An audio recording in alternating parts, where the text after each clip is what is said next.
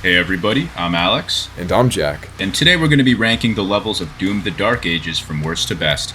As some of you may know, Doom Eternal is my favorite game of all time. That considered, this has been my most anticipated game release of the year, and it was great to finally get my hands on it at long last.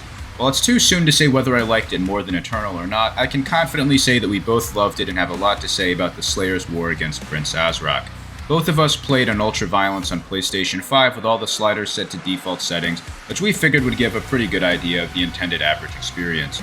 Before we get into the video, I offer a thank you to all our darling patrons who help us so. We truly appreciate it and hope that you, that is you the viewer, go on to maybe join them perhaps, let's say. And of course a special thanks to Bethesda for trusting us with a review copy. It's always a great feeling being entrusted with a game code, and we aim to make the most of it. With that out of the way, let's get into the ranking. Number 22, Siege Part 1. Though this is our lowest ranked level, I'd like to clarify off the bat that Siege isn't necessarily offensive. It's just the only level where after a certain point I was thinking to myself, is this really still going? For one, it's a big step sideways from typical Doom map design. It's practically open world, with 7 or 8 distinct combat arenas and various mini-objectives spread throughout. The biggest problem for me, well, for one, I think it's visually pretty uninspiring, but it just doesn't feel alive in the way many of the other Battlefield-type maps did. There's no established sense of progression, and it doesn't feel like you're working towards a tangible goal. More just mindlessly walking around some grayscale Naboo Marshes-type landscape for reasons of killing demons? When is the Doomslayer not, is my retort. That's actually the entire subplot for this mission, that the Slayer's unquenchable bloodlust broke him free of the Maker's control and forced Creedmaker to unwillingly send him to battle. One thing I don't enjoy in games is opening the auto map and feeling overwhelmed. This almost did me as bad as Dagobah and Jedi Fallen Order. That map had me feeling like a navigator. This brings up a broader argument of whether or not applying 100% completion to the maps is a justifiable means of ranking them, but if we did that with every map, I don't personally see the issue. As well, with secrets being so obvious, if not purposefully displayed, and based on some of Hugo Martin's interviews and the plat, it seems like going for 100% was the devs' intention. It's unfortunate that arguably the biggest map in the game shows up before the combat loop really gets in flow, with the likes of the grenade and rocket launcher, Ravager, and shield runes all missing some of the most enjoyable features in the game, as well as general player skill still being honed. On that note, go check out our weapons guide if you're wondering what to use, linked in the description. For what was supposed to be a demonic war zone, Siege Part 1 feels surprisingly empty, far too vacuous for my tastes and too spread out to feel like a true battlefield. I actually really enjoyed most of the larger maps in this game, but spending an hour 30 on one is a bit overkill, especially one so dull and generally forgettable. At the very least, I feel this map should have had a notable set piece or break from generic gameplay, like an Atlas segment, just to give it more drip, basically. Or at the very least, the space between arenas should have been tighter. Unfortunately, Siege Part 1 comes across as trying too hard to emphasize the Dark Ages branch away from old Doom map design, overstaying its welcome but still being a fun and different experience.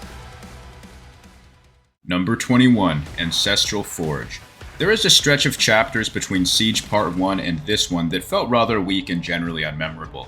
I think that when designing this one, they must have thought up the set piece of the giant primordial heart and corpse and called it a day. The surrounding cavernous area is completely unremarkable and home to a series of combat encounters that stirred nothing in my soul. It's not unpleasant, but I remember finding it completely devoid of the noteworthy moments that most other levels had.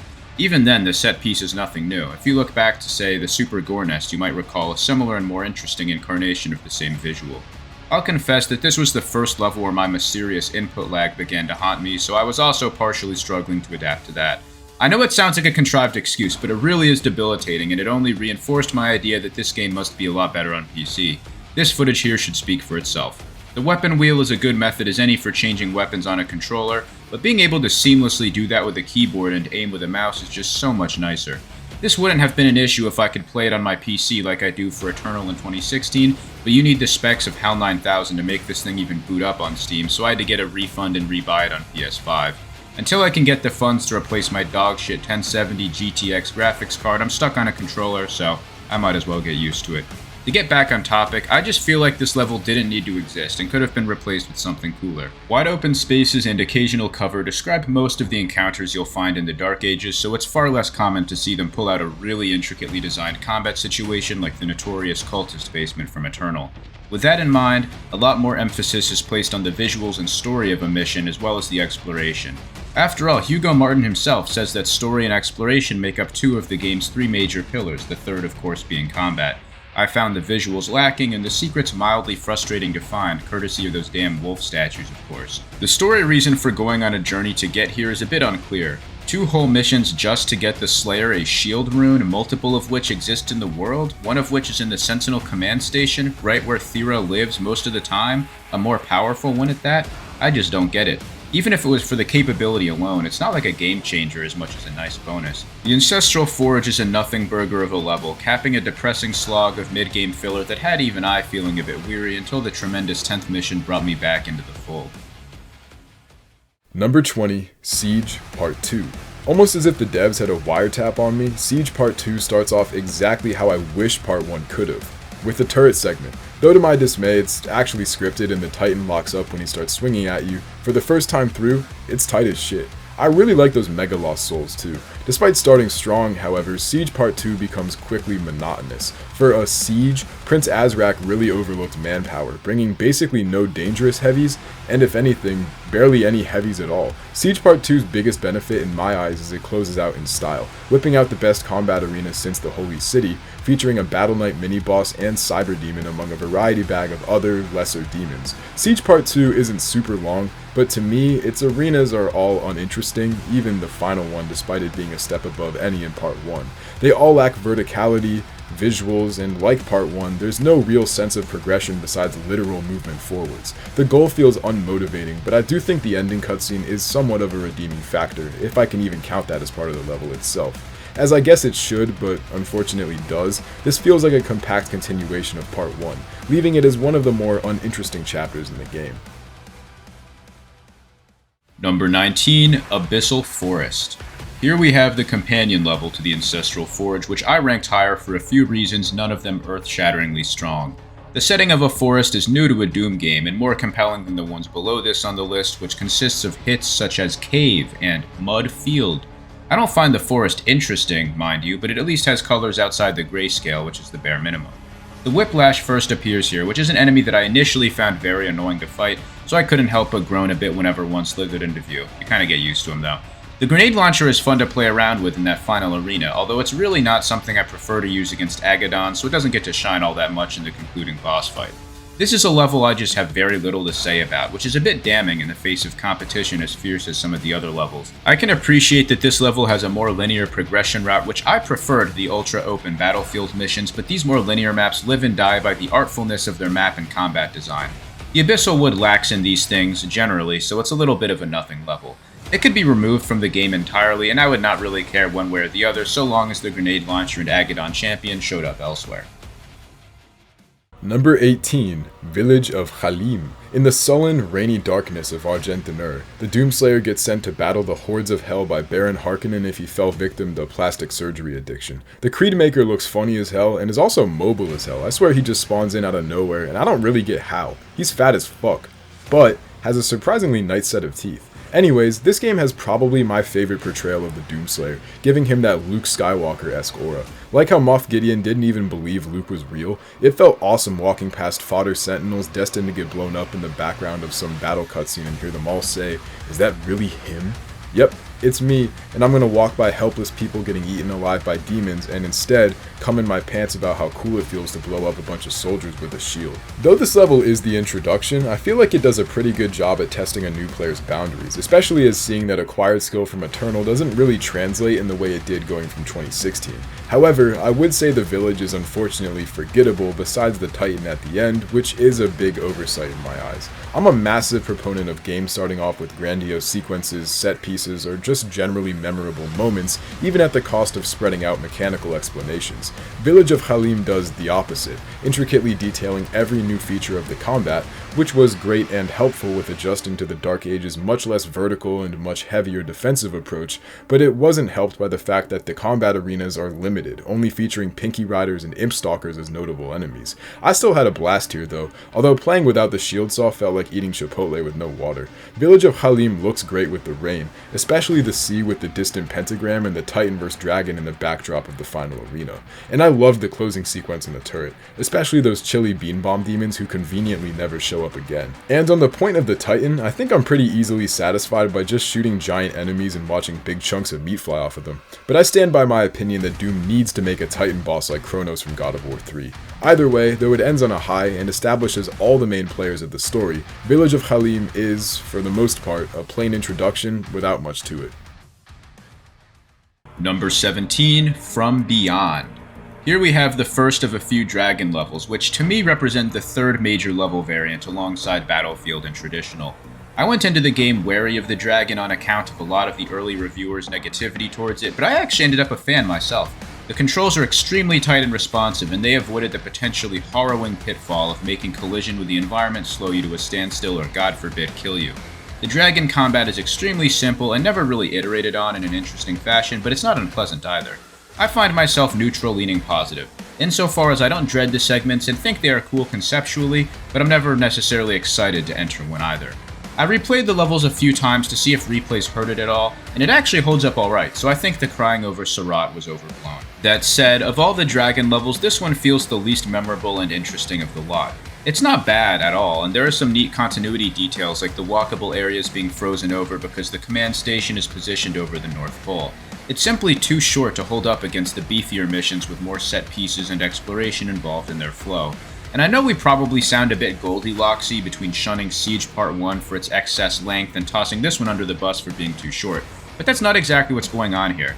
There are plenty of levels in this game that are just as long, if not longer, than Siege Part 1, and levels even shorter than From Beyond. What skewers these two is the singularity of their appeal. In Siege Part 1, you're stomping around an endlessly repetitive gray swampland with no identifiable landmarks for 90% of the level. In From Beyond, you're briefly flying between combat encounters on a frozen skybase. If these two just had more variety in where they took you and what they showed you, I would probably have moved them up a substantial amount. But as far as the dragon levels go, From Beyond just can't compete with the sweeping settings of Aratum or Narathul. The fights themselves are alright, but none of my favorite encounters are to be found here. It's a good way to introduce the Cosmic Realm story thread though, so I appreciate that part of it. From Beyond is a totally serviceable and inoffensive mission, but it's just lacking the juice to climb any higher. Number 16, Sentinel Barracks. I originally had this map down at around number 20, but replayed it and gave it some more grace. I personally find Sentinel interior design rather bland, like just generic medieval slop. Though I don't think it's the most visually striking, this map does a good job at making the environment invasive, and atmospherically it works in the sense of it feeling like you're defending against an all-out assault. This is because most combat arenas are heavily crowded, but it's mostly zombies, imps, and soldiers due to this map introducing the pulverizer. In truth, about 65% of this is completely forgettable in my eyes. There are a few moments of note, like the backdrop of the mountains and Dragon Aviary at the beginning, the explosive Hell Knight hallway, mainly because Hell Knights can still fight as limbless nuggets, or even the introduction of Lost Souls. But up until you escape the barracks, this map feels like it's lagging. Then, out of nowhere, it picks up the pace started by Hebeth and continued by Barrier Core, finishing with one of my favorite early game arenas, as well as the Dark Age's first boss, the Vagary Champion. I like that fight. Wanna know my thoughts? Stick around on our channel for the boss ranking. The Sentinel Barracks finished very strong, also bringing in the first armored heavy variant, the Armored Mancubus, maybe my favorite enemy in the entire game with one of the most satisfying finishers, only behind the Cyber Demon. Anyways, with a memorable ending at the imposing but stunning Dragon Aviary, the Sentinel Barracks make a miraculous recovery from its dismal first half and lands near the middle of the pack. Number 15, Resurrection. There truly does seem to be no rest for the weary, because immediately after fighting your way out of the realm of the dead, the Doomslayer is put to task fending off yet another demon assault. The mechanics of his resurrection are a bit confusing to me, personally. If a ritual is all it took, why did you even bother finding the barge and fighting your way through? And if it was necessary, sort of in a the ritual is only possible if he makes it to the world between realms case, how the hell did they know to try that if they had no way to communicate with him? I suppose they just trusted him to do that? If so, how do the Sentinels have such intimate knowledge of their cosmology and what happens after death? And why does it seem like literally everybody goes to hell in this world? What a nightmarish universe this must be, even ignoring the obvious hazards like ceaseless demon war. All in all, I'm not a big fan of him needing the ritual to come back. I think it would have been cooler and less confusing if it was a solo effort and he just climbed back into the mortal realm through a crack in reality or something. This story as a whole oftentimes makes no goddamn sense, even if you read every codex entry and pay extremely close attention to all the dialogue and cutscenes. Something I respect a lot about id Software is how they have a firm reason or rationale behind every design decision they make, but at a certain point the minimalist conveyal of stories starts to feel unjustifiable. I've seen a ton of people who come out of this game otherwise positive but completely clueless as to what was happening on a specific level, and with figures like that, the question becomes less about why it was that way and more about, well, it is a fact that people found it confusing, which is bad. Clearly we need a new approach and made a mistake in our story approach. Outcomes trump process when evaluating success. This isn't to say I'm demanding a scientific explanation for every process in the world of Doom, but I'd like to know why I'm doing what I'm currently doing. This wasn't always clear, as I'll get into in a later segment, but here, at least, the objective is obvious as can be. Fend off the assault and stick it to that two-timing fat bastard, the Creed Maker. This mission is a battlefield type, which is my least favorite if I had to pick one, but it by no means means they're bad. Here, your objective is to destroy 3 giant siege towers by defeating the nearby demonic troops. The map is large, but not paralyzingly so, and it's much easier to navigate than Siege Part 1 due to the mountainous terrain boxing you into more clear pathways. A lot of the fights are on the notably fun side, and the exploration is very impressive. Sometimes those wolf statues are annoying as hell to find, like an ancestral forge, but here I managed to find all 5 of them without using the internet just through the course of natural exploration. This might be a funny comparison, but at their best these battlefield levels remind me of COD Zombies maps. The presence of sprinting is part of it, each weapon in this game feels like a wonder weapon, and the secrets feel like Easter egg steps. I'm a fan of this vibe, so that's a surefire plus here. I tested a lot of weapons in the first arena here in the process of making the weapon rating video, so that's an arena I'm very familiar with now. And yes, for those of you who saw that video, I have since tested the Impaler out further and found it to be very nifty. I appreciate all of your enthusiasm, and I trust that eventually the debate in those comments will bear fruit. That was also partly the point of the video, to spur on early discussion that would accelerate the formation of top strategies. A bit of a brain trust, if you will. Mind you, there are a select angry few of you out there who seem to really not be listening to the commentary at all, and I have a message for you. Cytonox agents have been activated around the globe to address this situation with extreme prejudice. To that guy whining that we played on ultra-violence instead of Nightmare, here's what's going to happen to you. You're going to get a ring from your doorbell and you're going to waddle to the door thinking it's your $10,000 DoorDash order from Taco Bell. But it's not. It's Cytonox Agent Russian Knight, one of our top guys, and he has a giant cauldron full of boiling tar mounted onto a set of wheels. It's being pushed around by Cytonox Agent Dadel, and he's going to over the shoulder toss you inside where you will be melted into a viscous liquid.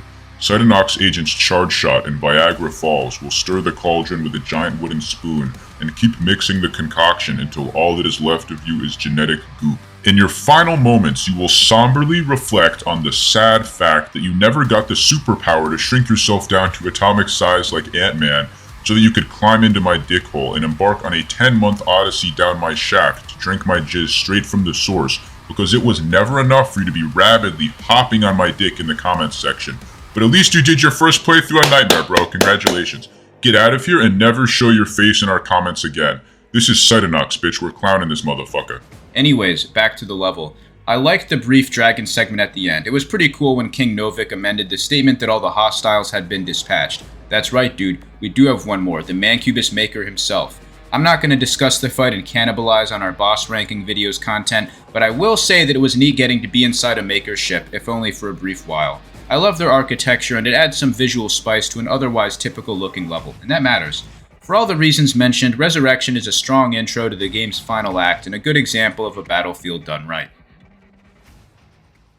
Number 14, Barrier Core. Atlas's introduction is awesome. After the intense second chapter, Barrier Core keeps it going, with Doomslayer cosplaying as Mechamaru. First of all, I love the breakable environment. It's so fun just breaking shit. Literally nothing beats LARPing as a Transformer and beating on Titans, except for 13 other levels. But back to Titans, for one, they look incredible, though if I had to critique, I think it would have been cool to have some glory kills like Surat.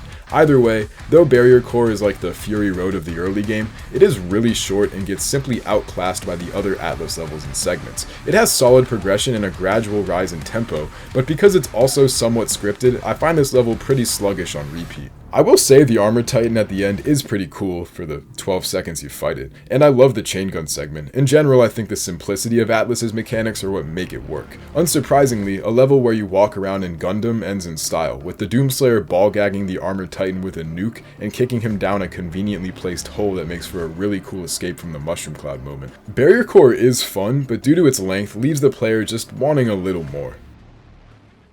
Number 13, Belly of the Beast.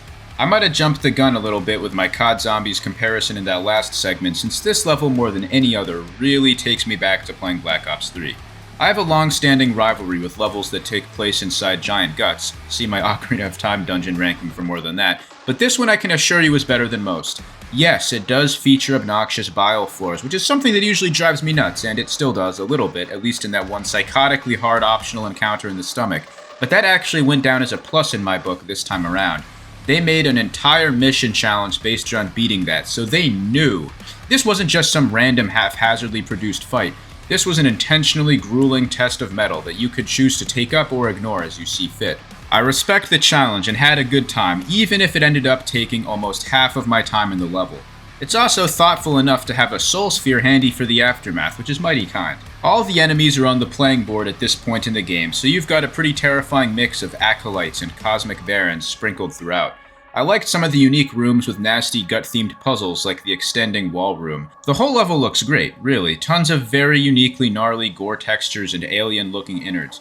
One complaint though, this level has the secret that pissed me off more than any other in the entire game. There's one gold chest that, if you miss it initially, which is very possible, looks to be accessed from the final room inside the old one's body. If you're like me, you tentatively walked out, ready to explore, only to be trapped in a cutscene that ends in you being expunged back into the Temple of Lamarth. It's totally missable. Fuck you. Play the level again. That sort of exploration always drives me nuts, although at least most of the time this game thinks to indicate those points to you, which is more than some games think to do. Looking at you, Devil May Cry. Anyways, this level ends with a rehash of the prior mission capped off by a giant staircase with a straightforward murder push to the ritual altar. At first I felt like it was kinda lame that they reused an old portion of a past level, but there are enough enemies blocking your way through that it feels very tonally different from the calmer, more exploration-focused version of this expanse you see in Mission 17. While I won't say this mission was always a blast, it's extremely memorable and home to some genuinely noteworthy arena designs, which counts for quite a bit in my estimation. It's a testament to how great the other levels are that we're seeing relative slam dunks in the middle of the list. You really don't see that all too often in these rankings of ours. Number 12, Holy City of Aratum. I feel like every game I play these days has a holy city, but this one really does give off that vibe. Visually, this is one of the best maps in the game, helped massively by the ability to fly around and thus for the devs to flesh out the architecture and build an actual city. It looks and feels like a place at war, helped by the visuals of the Hellcarriers, and again, just the general look of the city is dope, with it being so full of content but not in an overwhelming way like Siege. It does start off slow by introducing Surat's mechanics in layman's terms, but past the first few rooms, flying around the city rules. I love the secret landing spots and their accompanying arenas, although I honestly would have preferred there to be 3 carriers instead of 4.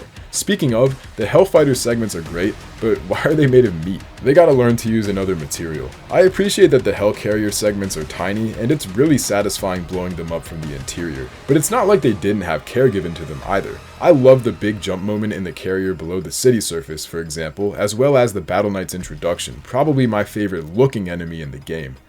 And now that I think about it, my favorite enemy straight up. Sorry, fatty. Battle Knight's got an evil face card, like a medieval nemesis. The Holy City maybe doesn't feel as climactic as I'd like it to, but it is exciting throughout, finishing with a great arena and progressing the story after it stalls a bit in chapters 3 and 4.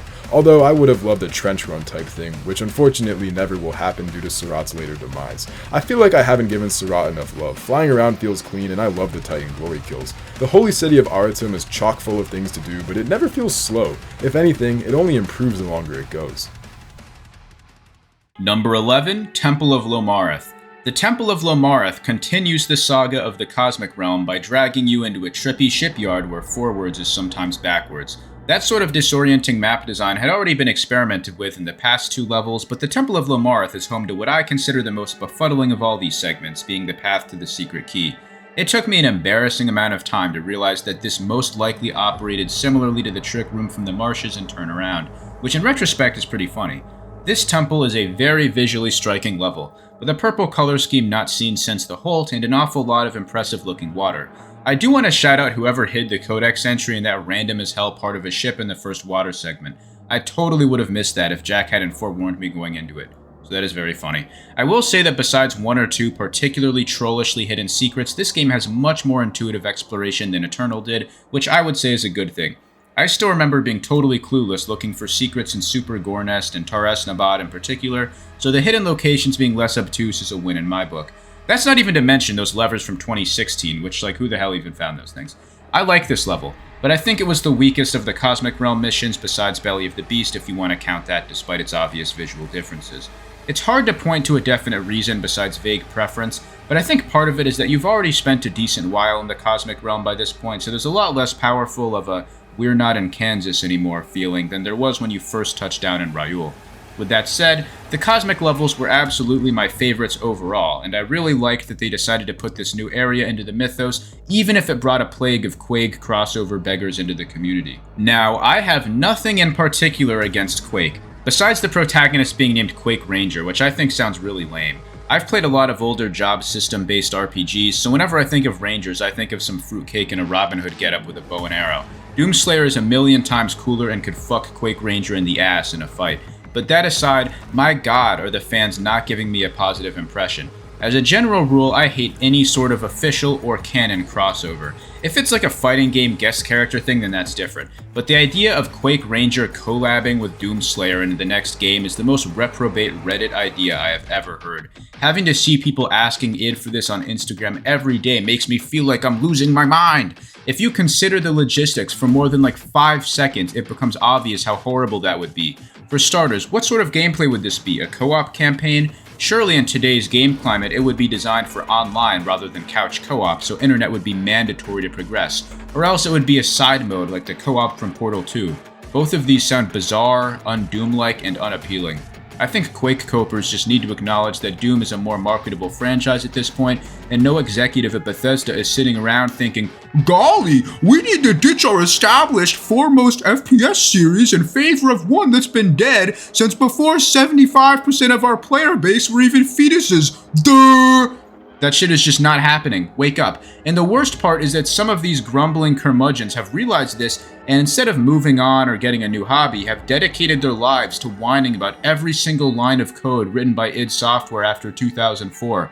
I'll open the comments on any of our Doom videos and see at least 5 comments like, "Wow, another failure. What happened to just shooting bad guys without dialogue or story? Mudjon Carmack quote. Like, how are these people even real? Do you think a AAA game studio is going to make something like that? If you enjoy that sort of thing, that's fine. There are plenty of great games by indie devs like Dusk or Ultrakill to scratch that itch. But when they start being assholes about it is when I start to lose sympathy. I need these cantankerous, balding, ancient geriatrics to pick up a new hobby like Civil War reenactments or building ships in bottles instead of bugging people for not wanting every game to look like fucking Pong. You people need to spend less time on my YouTube and more time on Finasteride and Sildenafil. This only applies to annoying old people, by the way, and I would still rather have this audience than people younger than me. Doomslayer and Virgil from Devil May Cry have developed identical fan bases of 12-year-olds that should not be allowed online. Let the men slug it out, Junior. Just focus on sipping root beer and playing Smash Brothers with the lunch table. Middle school life is better that way. Anyways, in conclusion, cool level. Not the best in the Cosmic Realm. Quake crossover will never happen. Too bad, so sad. Number 10, Harbor of Souls. Take back what I said about Siege, this map is fucking huge. But the difference is, while it is gigantic, it doesn't feel vacuous. Actually, far from it. The Harbor of Souls is the Doom universe's limbo, the transition place for wandering souls. Think the river Styx, but instead a big mountain full of demons, I guess. Actually, Hell established Dominion in the Spirit Realm to regenerate demonic souls in the mortal plane, so there's your lore bit for the segment. To even get there, the Doomslayer has a really cool intentional suicide to escape the Cosmic Realm and entrapment by the Witch's Old Ones, waking up in what becomes Necrovol in Doom Eternal, which Alex's keen eye caught onto.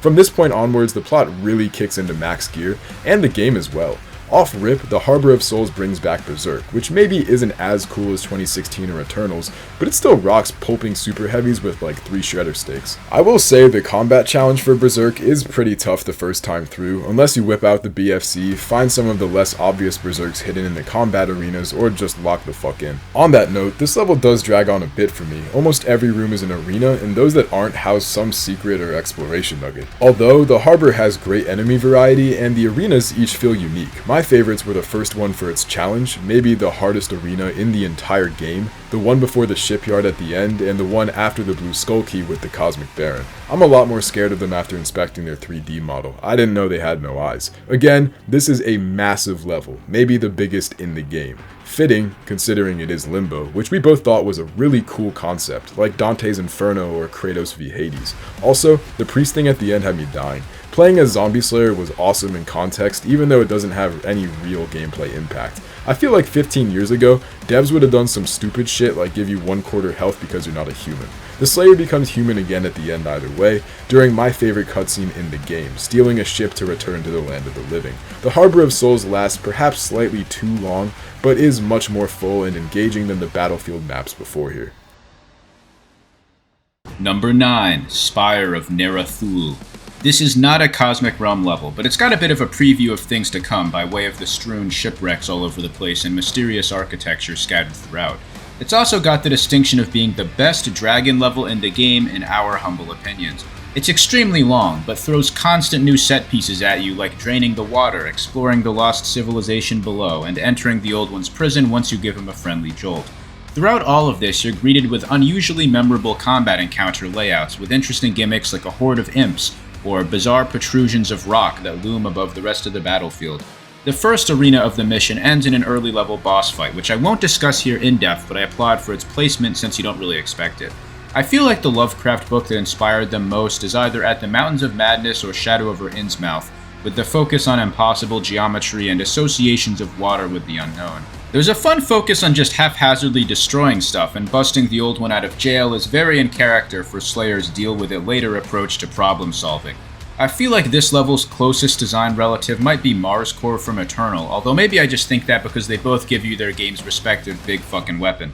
This one, by the way, feels the best to fire out of all of them because you're supposed to actually hit people with it this time instead of just blasting it into the sky. The segment right after you pick it up is awesome, and being able to loose these things from above into hapless victims below makes me feel a bit less harsh towards wielders of bow and arrows. My apologies to rangers. The music fucking bangs in this level too. I don't think we've talked about it much yet, but I personally was a fan of finishing moves work here. I also loved that the official releases for Spotify and the like are actually listenable, unlike Eternals in 2016's where they didn't edit out the 4 minutes of wind sound effects and silence between every hype segment of every song. Anyone who's tried working out to those with the official releases instead of using YouTube fan mixes knows exactly what I'm talking about. It'll be like dun dun dun dun dun dun na na na, and the momentum just dies. I have no idea why they even include those parts of the songs. Nobody is booting up BFG Division like, oh my god, I really want to listen to the ambient hallway part of the fucking song. Why is that even there? I don't know. But Dark Ages music does not do that. So Mondo props for that. You just get solid, unfiltered banging metal once you put it on. The Spire of Nerathul just feels like such a complete package, and being able to navigate it with Surat works so well because it actually feels like one continuous map that you're exploring rather than a series of disconnected combat sections. If that all wasn't enough, the ending cutscene is sick too. Watching the shield saw cut into the Old One is just very satisfying. An awesome spectacle and an intricate, well thought out map makes this the king of all dragon levels. Number 8. The Carthul Marshes. The Cosmic Realm is probably the most consistent part of the game in level quality, and the Carthul Marshes are no different. Following the exceptional city of Ryul, which in many ways felt like a total break from Doom, and almost like a merger with Silent Hill, the Carthul Marshes toned down the otherworldly elements somewhat, returning to a bit more of a classic design philosophy, just set in a cosmic horror environment. Like the Harbor of Souls, the marshes are an objective-based map with combat arenas defending each major point. In my opinion, this chapter has a really great format. It's fluid, consistent, the arenas are all great despite there being only 3, and it's actually quite small. Though not as big in size as the city, the marshes have some of my favorite secrets and exploration bits in the game, and feature a bunch of strange cosmic beings lurking around, which I love, and also have at my house, as well as the tentacles who I fuck with too, and also have at my house. I really enjoy the color scheme of the Cosmic Realm in general, and appreciate the Cyclopean, Lovecraftian design applied to its creatures. I also really enjoyed the water segment, for no particular reason. It's just cool. Though maybe simpler than the Cosmic Realm's other maps, the Carthul Marshes feel very classic Doom in the way it's beaten. I have no quarrels. Number 7. Habeth. For only being the second level in the game, this one feels extremely energetic and powerful. For starters, it's my favorite type of level, that is the traditional sort, so it's got a lot more hallways and indoor navigation, which is more my speed. The mix of plasma labs and gnarly Hellgore are a great contrast and really set the tone for Dark Age's mixture of advanced technology fused with blunt brutality. I think the strength of traditional levels in part is that they get to funnel the player into essentially one-to-one mock-ups of concept art, like this one room with the electrified walls and a Hell Knight that feels straight out of the art book. Scenes like this really stick in your mind more easily because they have a sort of painting-like quality to them that you don't get as easily from open air. The navigation is also more focused on noticing things like hidden ventilation shafts and sneaky breakable walls, and allows for more verticality with jump pads, which seem to me more frequent in levels like this. Habeth had all these great colors too, much like the Sentinel Command Station, which to me is sort of like a later game version of Habeth, so you can maybe see why it hasn't come up yet. Habeth is a perfect length too. It does not overstay its welcome, and you spend just enough time in each of its major settings. The combat is still simple, owing to being the first level in the game where you can even throw the shield, but they still manage to make things interesting with an early game enemy roster. Just watching my footage really makes me want to get into practicing for Ultra Nightmare, since something about that challenge that's so fun is learning where all the scary parts of the game are and developing a begrudging rivalry with them for the torture they inflict upon you. I mention this here because the second and third levels of the last 2 games were both notorious choke points for me, so I have to wonder if Habeth is anything a nightmare that is substantially scarier than it is on UV. If any of you guys have tried UN yet, let me know what spots to watch out for. Always good to get a heads up on those. I really am fond of this level. I'm curious to hear where it falls in the public consensus over time. Just don't ask me why they call it a, quote, lost city from before your time with the Sentinels back in Mars Core. Maybe Samuel is just terribly misinformed. What do I know? Number 6. The Forsaken Plains. Hell.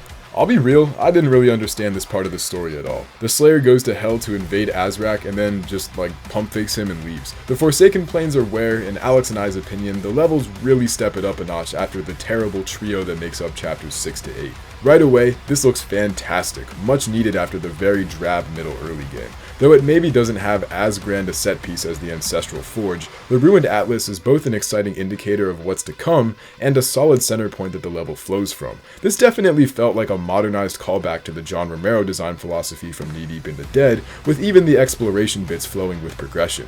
To that point, this map has great fluidity, easily the most replayable level in the game for me. The arenas are all fun and present unique challenges through environmental design and enemy layout, and feel like an evolution in the combat, again after Siege and Ancestral Forge's more methodical sequences. Once again, story-wise this feels kinda pointless, especially it being the visit to Hell, but it is what it is. It's also a cool intro for the rocket launcher, which is one of Alex and I's favorite guns. Spoiler for the weapons video. As my number 1, this map is simply great and fun, and I could beat it 100 times over if I had to. However, if Battlefield maps aren't your forte, I totally get it. This just tickled my smooth brain in a very perfect way.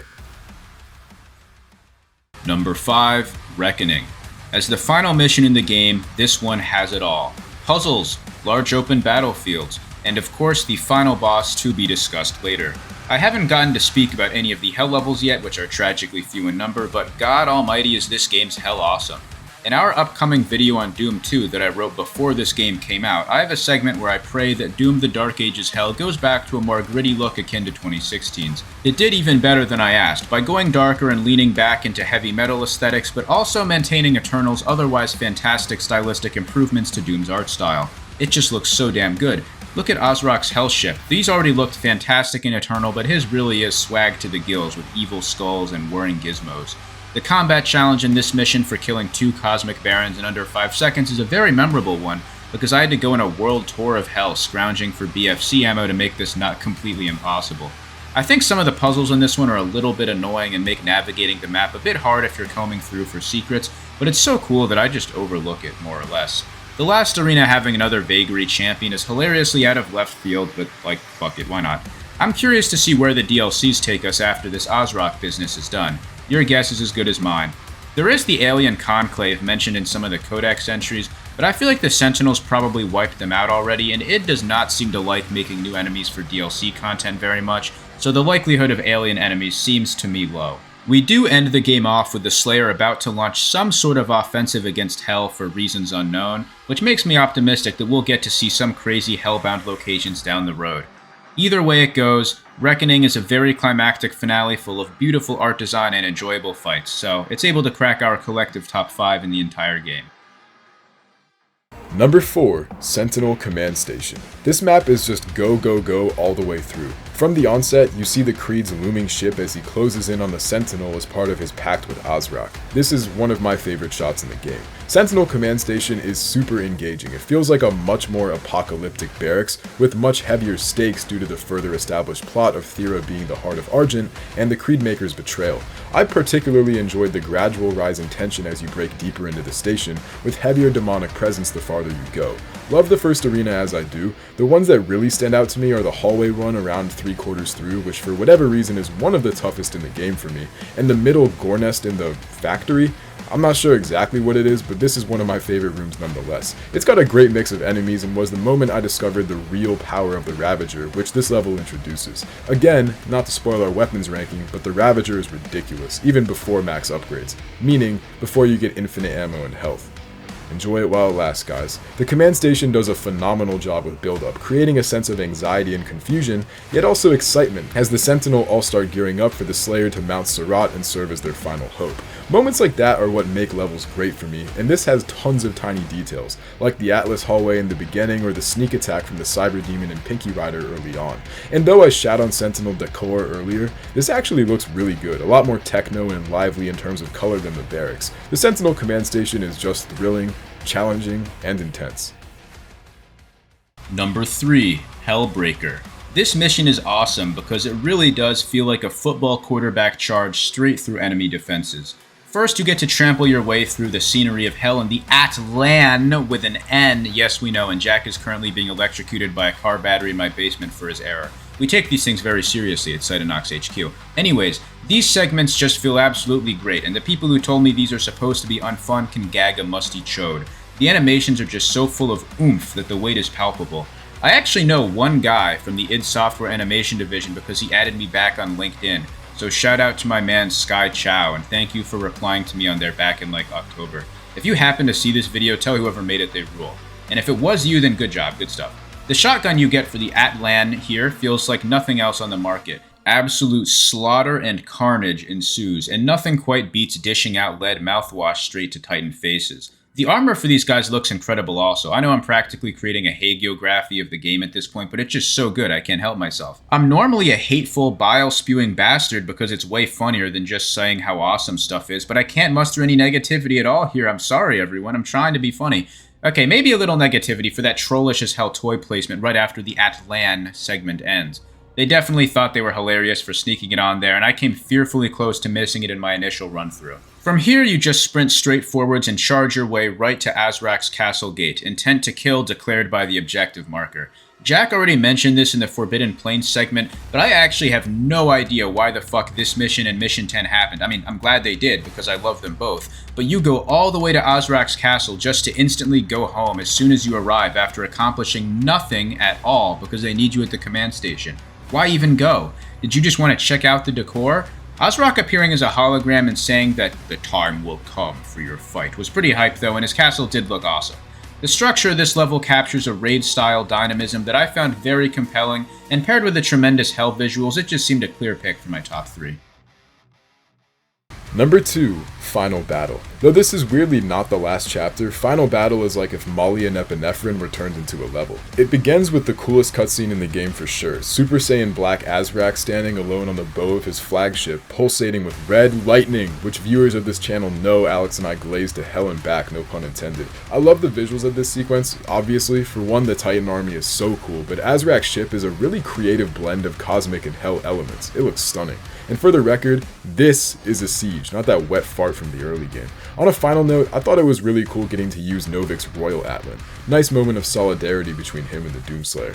Final Battle is essentially a boss rush with a bonus Atlan segment that I actually found kinda hard if you get overwhelmed by the number of Titans. If you manage to no-hit it, Novik's Atlan will keep the finisher meter at 2/3 at all times, meaning only 1 to 2 punches and a dodge will activate its plasma guns. For me, this is far and away the best Atlan segment, and I don't think there's much contention. It has the highest stakes, the best visuals, and the strongest bar of difficulty, as well as another chain gun segment to close. Well, to close before the boss fight. That's right, you get to take on the old one, Cthulhu, in a Code Geass KMF. This is like my wet dream boss fight.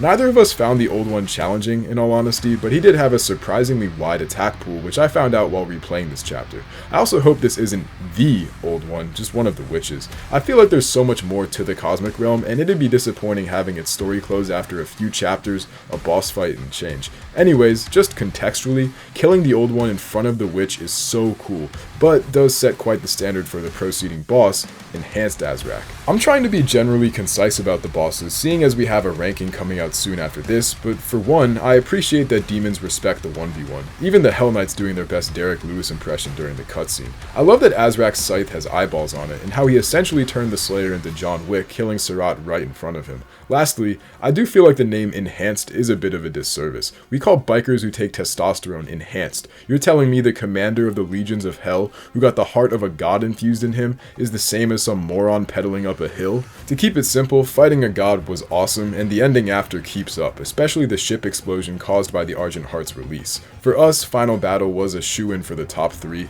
it being all action, no bullshit. This is the Dark Ages at its best, and I pray we get some more like this in the event of a DLC. Number 1, City of Ryul. This level is just perfect to me on all counts. Every single aspect of the game is firing on all cylinders just as intended. The introduction to this level is a huge what the hell is going on moment in the best possible sense. You're just tumbling about in this giant disorienting torrent of water, and you've got zero idea what the final destination will look like. Step on out at the end and yup, welcome to the Cosmic Realm. It's a totally new environment to this series, and you have no clue what's going to happen or what the new enemies will be like. As it turns out, both of them are absolutely terrifying to run into on the battlefield. Cosmic Barons run faster than you, so there can be absolutely no escaping them. Stand and fight is the motto of the game, and nowhere is it more apparent than against these hulking beasts. On the other hand, the Acolytes are scary for entirely different reasons. They're not in your face at all, but are able to move rapidly and shield themselves with doppelgangers that buy them time to harass you with dark magics. When I first saw the art of these guys, I assumed they would be a zombie-type enemy or something, but boy was I wrong. They can eat punishment pretty well too, it's not even a glass cannon situation. These two are great additions to the chessboard, and their introduction allows for a lot of standout battles to be waged. The Brain Kakos have already been around since Mission 13 or so as I recall, but seeing this as their homeland, you find them with much greater frequency than you did beforehand. This is by far and away the scariest Kakos have ever been in the series to fight against, and for that matter, the same goes for Revenants. They really beefed up a lot of the mid-tier demons, which I appreciate since in the past 2 games these two are both pretty unthreatening. Or at least Revenants were. Kakos could sneak up on you from above sometimes. Anyways, fighting aside, there's also some pretty neat puzzles here, making use of pushable blocks and the shield mechanisms. Jack compared one of them to something out of that dungeon from Jedi Fallen Order, and normally I think he's rather quick to see Star Wars and things, but he was actually spot on. So I had to laugh a bit when I walked in that room and saw the slide marks on the wall and everything. The secrets are very well hidden in this level too. You always gotta check to make sure there isn't a platform below you on a cliffside and things like that. Hugo is always talking about how he wants to take us to cool places, and I think overall Dark Ages was an improvement over Eternal in that regard. Not because Eternal lacks cool places, it probably has even more of them in fact, but Dark Ages managed to accomplish this in a more cohesive way without just teleporting you around lazily with portals. It's a lot more satisfying to me to feel like I'm actively navigating a world where logistics matter and everything isn't solved by magic. In Doom 2016, going to hell at all is treated as a huge deal, big enough to require and merit killing Vega just to make your way back. Getting to the Lazarus Labs takes like 3 levels worth of traversal after returning from Cadinger's Sanctum. It makes the game have a much better sense of space and feel more realistic to me. In Eternal, I remember seeing all the cool locations leading up to the game's release and thinking, wow, I wonder how we get there. And then the answer was like, I'm Samuel Hayden and I'm suddenly omniscient now, plugging the GPS coordinates to this important place in hell into your giant teleporter. It totally shattered the sense of significance that previously belonged to A Journey to Hell. Here, getting to the Cosmic Realm isn't just some bullshit teleportation thing. You actually have to resurrect Cthulhu so that you can ride him through a portal of his own creation back to his homeland.